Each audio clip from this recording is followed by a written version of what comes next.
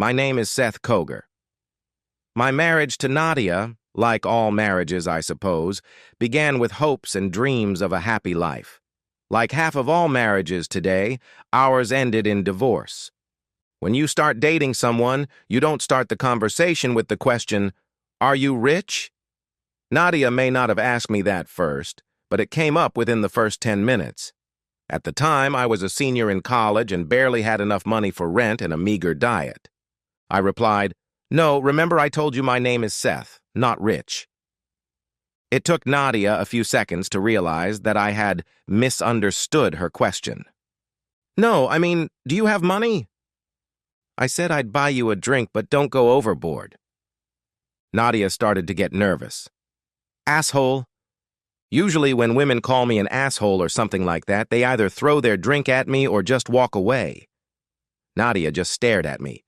"No, I'm a fifth-year student with huge student loans. You'll have to find your prey somewhere else because you won't find anything here." "I'm sorry, Seth. I really like you, but my parents would be furious if I dated someone they considered beneath them. They have money, but the men they want me to date are real gold diggers. Those guys don't pay any attention to me, but they'd be happy to spend my money." "You know what? When I meet your parents, I'll tell them I make a living cleaning portable toilets. When they get over the shock, I'll tell them I was just kidding and that I'm not even very good at it, because I only have a master's degree in chemistry." Nadia was puzzled. She finished her rum and coke and asked, "Can I shake your piggy bank and pour me some more?" "Hey, if I'm spending money, I expect a kiss." Nadia giggled, got up from her chair, and plopped down on my lap. To hell with my parents. After her tongue defeated mine in a quick game of kissing, she said, "No thanks. That's too kinky even for me." That's how our year-long courtship began. The marriage contract drawn up by her father was quite strict. To him, swamp dwellers like me were nothing more than a bunch of thieving scoundrels. I signed it without hesitation. Sex with Nadia has always been pretty boring. Coming from a wealthy family doesn't teach you skills in bed. I can't say I'm a natural lover or a womanizer, but we seem to suit each other well enough. Nadia's family is very wealthy. She has 2 brothers and a sister. Each of them is convinced that the others are trying to steal their share of the gold. One of the real estate projects that brought Nadia enormous success became a thorn in her side. Her father had created dozens of such projects and divided them equally among his children. No one knew who lived better and who lived worse. Everything changed when the government decided to build a major bypass at the intersection of 2 state highways. Nadezhda's business brought in several $1,000,000. When her lawyers convinced the government to seize the neighboring plot of land for a green zone, a scandal erupted. This plot belonged to a partnership between Nadezhda and her brother Steve. He sued Nadia, but lost. Family dinners are now far from friendly. It was only a matter of time before Steve found a way to get revenge. 6 years after the wedding, Nadia told me that she didn't consider herself happy and wanted a divorce. Can you argue with that? No, honey.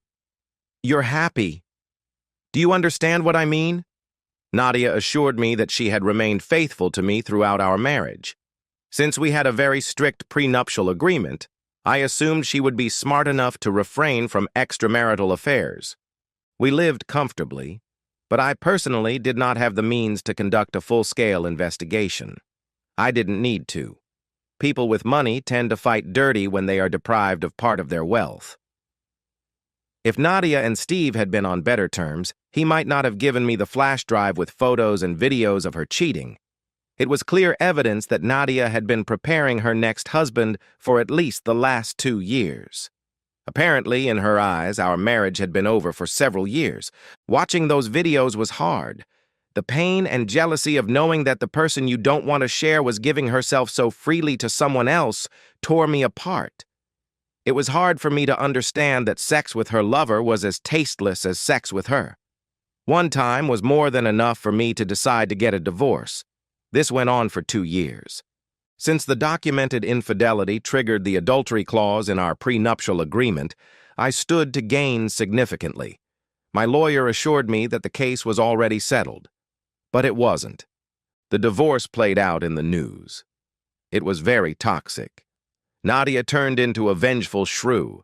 She hired prostitutes to seduce me into having sex. Given what I stood to lose, it was easy to remain chaste while the divorce dragged on in the courts. Nadia and her family loved the press.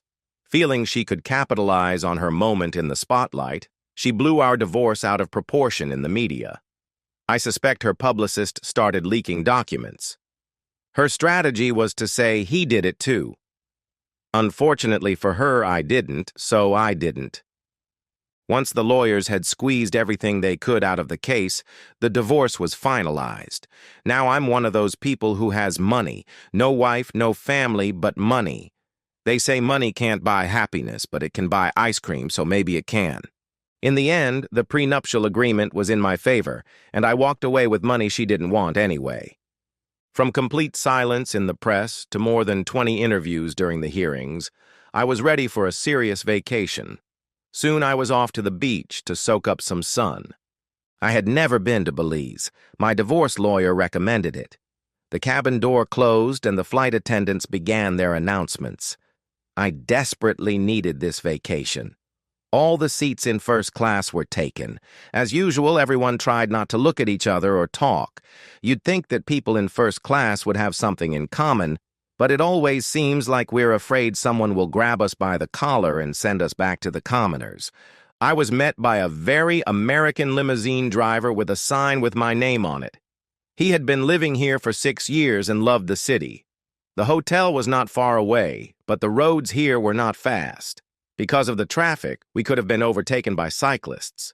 After VIP registration, I grabbed a drink and wandered around the nearest beach.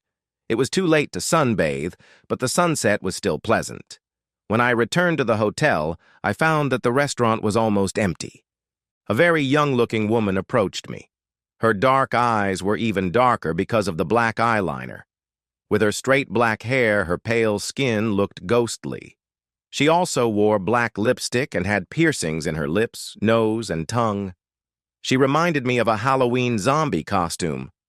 Without saying a word, she leaned over and took my hand. In a slightly monotone voice, she said, "Seth, my name is Sophie.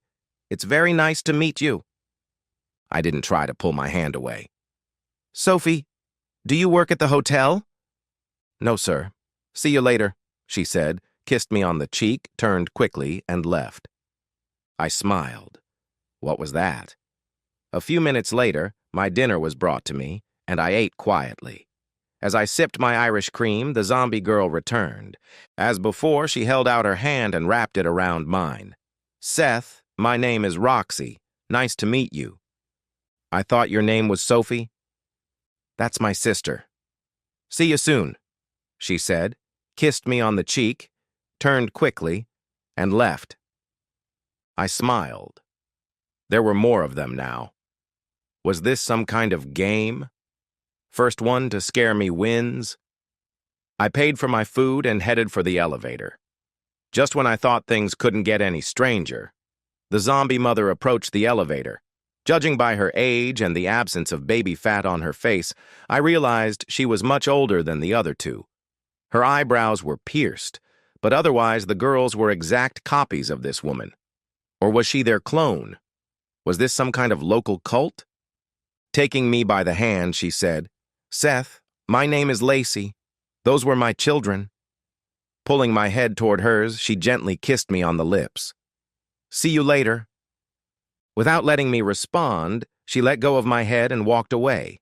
The elevator doors opened and I stepped inside. What a strange hotel. Due to the exhausting journey, I slept longer than usual and woke up after 5 a.m. Being a workaholic, I felt a pang of guilt when I saw that it was already 8:20. But that feeling quickly passed. I took a shower, shaved, and put on my swim trunks. Grabbing some coffee and pastries, I headed to the kiosk where they rented beach equipment. I claimed a small patch of sand, slathered on some sunscreen, and let the sun do its thing. I heard myself snort a few times and turning over discovered that it was already past noon. I needed to check my messages, so I headed back to my room. I was first at the elevator. There were usually two elevators to choose from, but one was out of order. The other was going up to the upper floors at that moment. Looking around, I noticed a family of zombies approaching the elevators. The zombie mother was pushing a wheelchair. I didn't say anything, repeating their words. As soon as the elevator was empty, I got in, followed by the zombie family. They left the wheelchair in such a way that it blocked the entrance for other people. Those standing behind us were unhappy, but when the door closed, only me and the zombies were left in the elevator. The daughters opened their umbrellas. "These people are strange."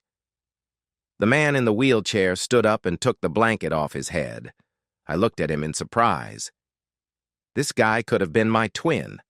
He was even wearing swimming trunks very similar to mine. Then I felt a sharp pain in my neck. I turned around and saw Lacey with a syringe in her hand. My doppelganger sensed that I was falling and grabbed me. I realized that I was sitting in a wheelchair. A blanket was thrown over me. I couldn't move my arms. No matter how hard I tried, I couldn't move my arms or legs. The elevator doors opened and Lacey pushed me out into the hallway. Pausing only briefly to swipe her card, Lacey dragged me into room 1609. My attempts to scream were futile. My body would not obey me. Roughly handling my head, Lacey dragged me onto the bed. I couldn't do anything, but I could still feel the pain. I watched as they twisted and turned me, removing my clothes. Spreading my arms and legs, they soon tied all 4 limbs with ropes. They stuffed a rubber pillow into my mouth. Other than kidnapping for ransom, I couldn't believe anything else. Lacey approached me with another syringe in her hands. Not understanding what was happening, I cringed. There was more love in her eyes than anything else. I wasn't confused for long, as I quickly fell asleep. When my eyelids finally agreed to open, I shook my head until the towel fell from my face. It was dark, both in the room and outside. The moon was shining, and I could see light under the bedroom door. I could hear voices, but I couldn't make out what they were saying. Looking down, I saw that I had a catheter and a urine bag attached to me. I decided to check. The feeling was very strange. Early in the morning, you learn not to give in to the urge to pee in bed. I had to overcome that feeling to let nature take its course. The door opened and light flooded into the room. It was very bright. My eyes adjusted to the bright light. "Looks like he's awake. Bring the syringe." My body froze in fear. The needle prick wasn't as painful as before. What was in my mouth prevented me from saying anything except, Lacey spoke first. "Don't worry, Seth. We're not going to hurt you. On the contrary, over the next few days you're going to have sex with 3 women, one at a time. It may not be romantic, but with the medicine we gave you, you'll have no problem servicing us." I watched Lacey undress. It wasn't a striptease, more like getting ready for a shower. The clock read 9 p.m. I looked around and didn't notice anything unusual.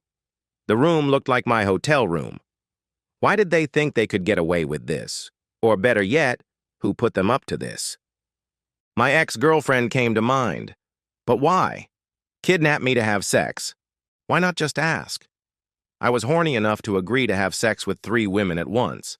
Now I'm not held back by a wedding ring. "Wake up, Seth. We do this every 8 hours. I glanced at the clock. It was 5:02 a.m. The syringe touched my other arm. Waking up in the middle of the night, I had plenty of time to analyze the situation. They wanted to get pregnant and sue me for child support. Nothing else made sense. Deep down, I felt that their children wouldn't see them very often, but they would live in comfort. Was the reason for all this the news of my divorce? How did they find a guy who looked so much like me?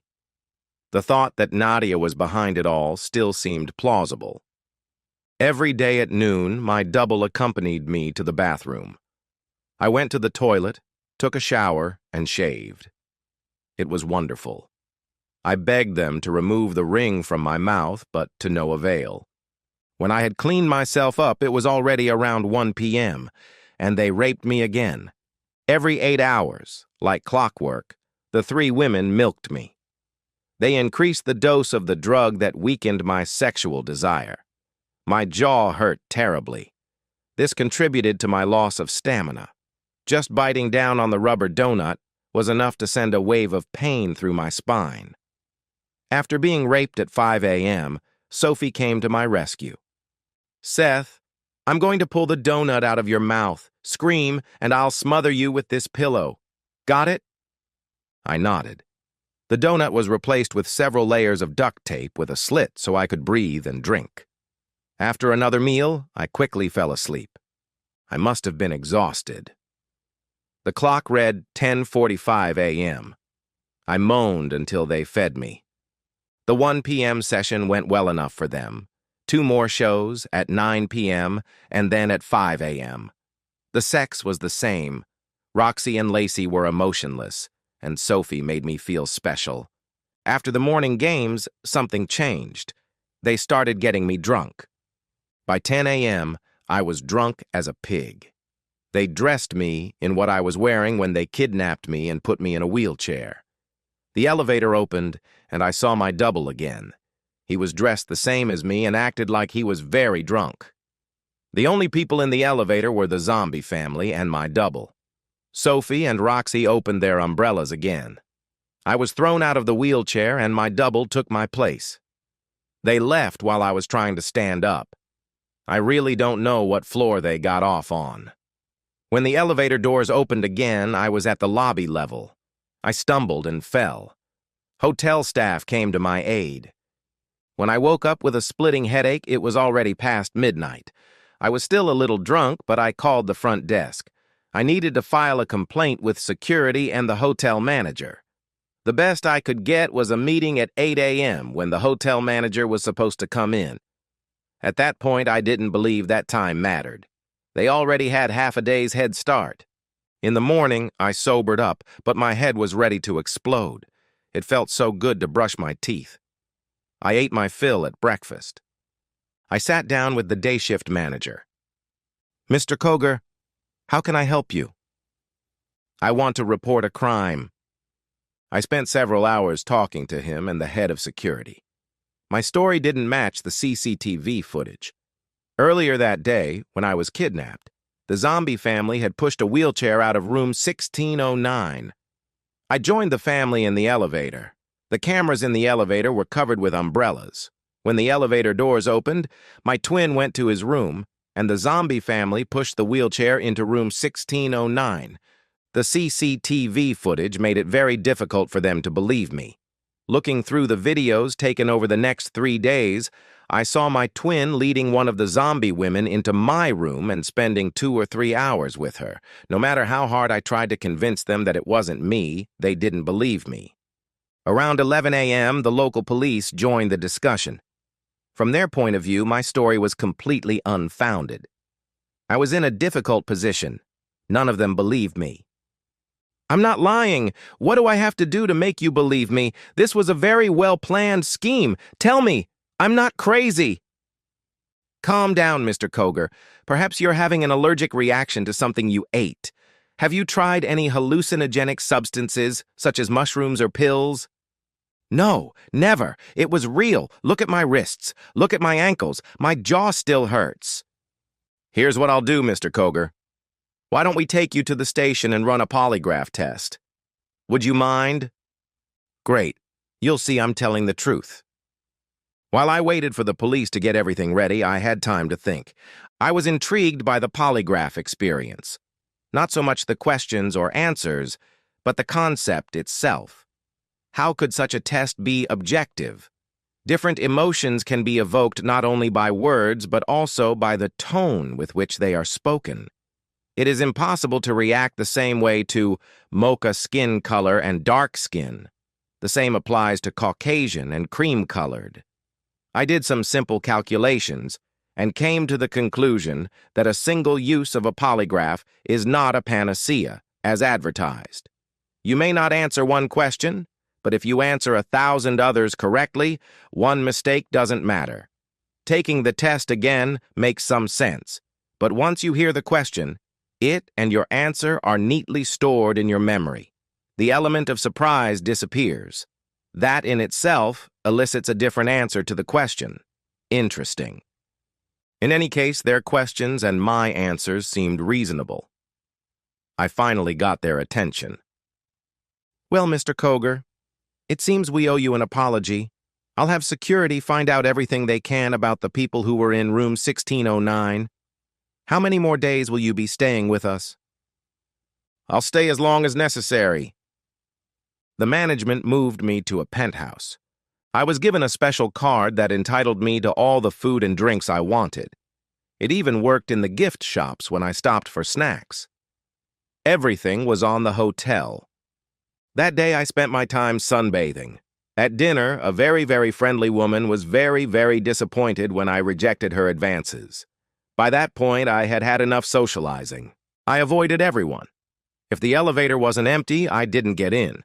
Taking the stairs became the norm for me. "Mr. Koger, do you have a few minutes to discuss what we've found?" "Now is a good time." "Yes, sir. We have good news and bad news. Although the room was paid for by bank transfer, their documents appear to be genuine. All three live in Atlanta. Lacey Cernois is the mother of Sophie Cernois and Roxy Cernois. The bad news is that they have left the country, and the police are no longer interested in investigating this case." He gave me copies of their registration documents, including copies of their passports. "Thank you for your efforts. I don't believe I need to stay here any longer. Can you arrange for me to be taken to the airport?" It didn't take long to plan the route. By dawn, I was in New York. The night flight gave me time to think. What was the purpose of this adventure? The only thing that made sense was that they wanted to get pregnant. As the plane touched down, an idea flashed through my mind. I had a plan for revenge. My lawyer listened to my absurd story. When I told him about the polygraph test results, his demeanor changed. With pockets as deep as mine, the investigators were at a loss. No one at my lawyer's office was surprised. Today I was served with 3 lawsuits, each claiming that I was the father of an unmarried woman's child. I was ordered to submit DNA samples and any other evidence refuting their claims. I agreed without hesitation to provide DNA samples. The lawsuits demanded ridiculous amounts of child support. We were prepared. In the middle of the night, Lacey Cernois was taken from her home. Before dawn, Roxy Cernois woke up blindfolded, floating in a boat with her mother. The police received calls that abandoned children had been found in 2 locations. Roger Krager, a friend of Lacey's, was the last person to disappear in Atlanta. He joined the flotilla a few hours after Cernois. He still looked a lot like me. In Manhattan, a deeply shaken Nadia trembled with fear as her kidnappers pushed her into the trunk of a car. A day later, she was taken to a boat. In Belize, the police chief detained and registered Lacey and Roxy Cernois, as well as Roger Krager. They claimed they should not be arrested because they were victims of a crime. Explaining that he did not care how they got there, he said they were wanted for criminal activity. All 3 were subjected to several hours of interrogation using a lie detector. Nadia had never been to Belize. She was subjected to the same lie detector torture. It was only when she found herself in a cell next to her mother from the women's community, Lacey Cernois, that she realized she had been set up. Roger agreed without hesitation to a plea bargain in exchange for dirty details. Throughout this ordeal, both women were deeply concerned about the well-being of their newborn children. Speculation about why Sophie wasn't there became toxic. Some fool must have sold them. There would be a price to pay. Legal documents were filed with the Atlanta authorities, in which I asserted my rights as a father. I filed a petition for custody of the abandoned children. Pending the outcome of the court proceedings, the children were placed in foster care. I visited Sophie. She learned of the problems her mother and sister were facing. I offered her a way back to Belize if she behaved herself. I left her some legal documents to review, and we agreed to meet in New York, once the court had considered my custody petition. In Belize, mandatory polygraph tests are permitted in some criminal cases. Comparison of the results of similar tests conducted over a period of several weeks serves as confirmation of the results. That is what the prosecution told the judge. Who knows if it is true? In the last period of our marriage, phone calls, text messages, and emails showed that Nadia wanted to cause me financial harm. If I was going to leave with her money, she wanted to make sure I couldn't spend it. It was my investigators who provided these documents to the Belize authorities. Attempts to extradite the four villains have come to nothing. Local politicians wanted to claim that foreigners were bringing crime to their country. In a few years, Roxy and Roger will be released. Lacey and Nadia may stay there much longer. The fight for custody of the children will be interesting. I suspect that my children will encounter zombies at an early age. After some legal wrangling, I was legally granted custody of two small children, a boy and a girl. I moved Sophie to New York, and she became my nanny. She enjoys a good life and has given up her zombie lifestyle. She is very passionate in bed and a wonderful mother. Have I fallen in love with my kidnapper? Probably. In Sophie's case, my legal team only filed for a review of the child support agreement. As for the other two children, my name will live on. I have filed for a name change for both of them. It's too early to consider Sophie my spouse, although I don't reject the idea. In fact, she was an accomplice to my kidnapping and rape. I still have the upper hand with her in the form of an unplanned vacation in Belize. Only after her sister and mother are released will I be able to understand how loyal she is to me. Time will tell. So let's break down why polygraphs are not allowed in most courts around the world. Let's start with the fact that 99% of people are honest. This is unlikely, but it's easier to believe. Now let's assume that we have a polygraph with 99% accuracy. This is unlikely, since the administrator and interpreter are people with all kinds of biases. But this simplifies the calculations. For every 100,000 people, there are 1,000, or 1% liars. This means that 99,000 honest people pass the polygraph test. Of these, 990, or 1%, are considered liars. Of the 1,000 liars who pass the polygraph test, 10, or 1% are considered honest, and 990 are identified as liars. Add these two numbers together, and you get an equal number of people, 990, who are honest but identified as liars, and 990 liars who are identified correctly. This means that if you are identified as a liar, there is a 50% chance that you are not one. In a legal system where one side tries to introduce reasonable doubt and the other desperately tries to avoid it, proof of guilt, no more reliable than flipping a coin, dooms the prosecution to failure.